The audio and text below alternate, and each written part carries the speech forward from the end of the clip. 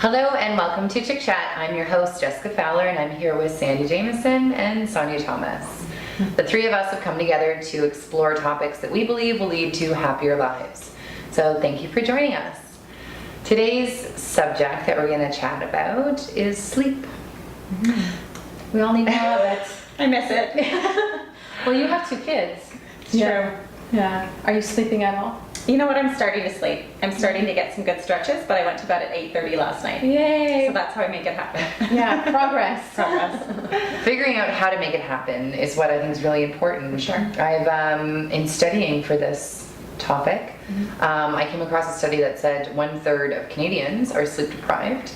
And the impact not sleeping that can have on our health is amazing. I mean, it's, you know, you eat more. I know myself, I have less willpower. I eat a lot when I'm sleep deprived. So do I, absolutely.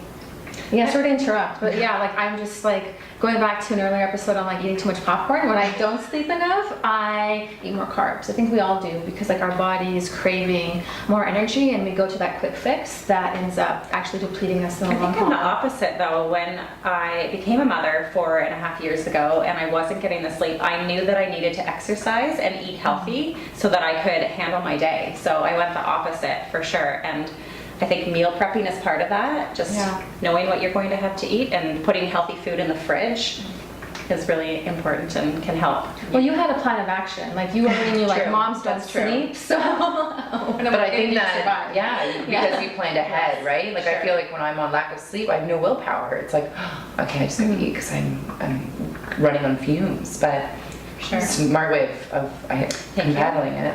Well, when I'm not sleeping enough, like in the middle of the night, if I'm waking up and I'm tossing and turning a little bit, I catch myself and I get into the space of treating it like a meditation session.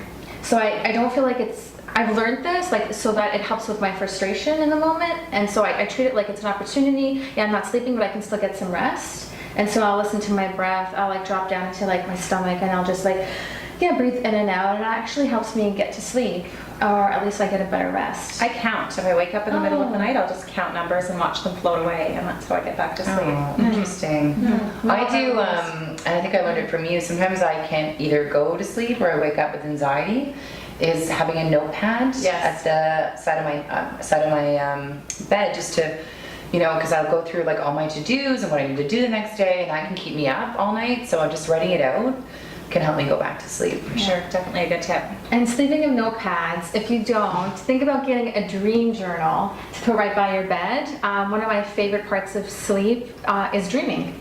So I'll have a dream journal in the morning and I'll jot down what I dreamt about, and it's a wonderful way to get to know ourselves better and understand what our unconscious is telling us, what our beliefs are, what some of the blocks we may be facing throughout the day that we're not fully aware of. Those messages come through in our sleep when we're in the unconscious space. And I love it so much because I get a lot of insights. And you don't. I don't think I dream at all. I don't think I go into a deep enough sleep for dreaming these days. You're waiting for that baby to start crying. Yeah. No, I'm not. I'm giving energy to sleep. Even when I'm not getting sleep, I like to focus on what I want to materialize instead of, you can put a lot of energy in, especially when your reality is not getting enough sleep, especially if you're talking to everyone about it and talking about how exhausted you are. Don't expect to get any sleep soon. So try mentally just saying I'm so grateful for sleep every day, especially when you're not. Yeah, that's a really good point. I've read that if you're not sleeping enough, it's really easy to focus on that you're not sleeping enough because you're so tired. It impacts so much of your day.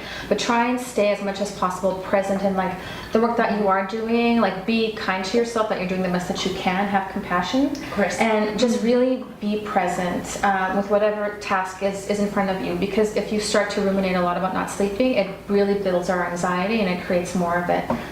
More of it when we're actually going to bed. For sure. Yeah, I think it's part of our society too. When I started my career, there were many, many years I didn't sleep enough.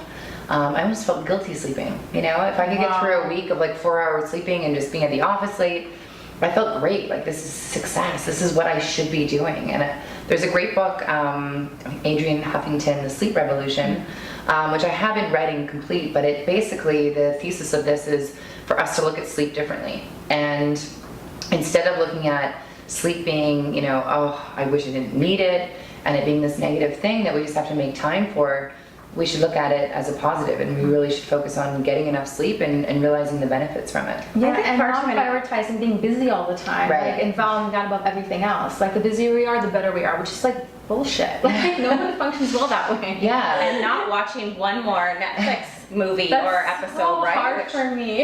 Yeah. Well, recently someone in my family was saying that you shouldn't be looking at a screen 30 minutes before you want to course. sleep. Yeah.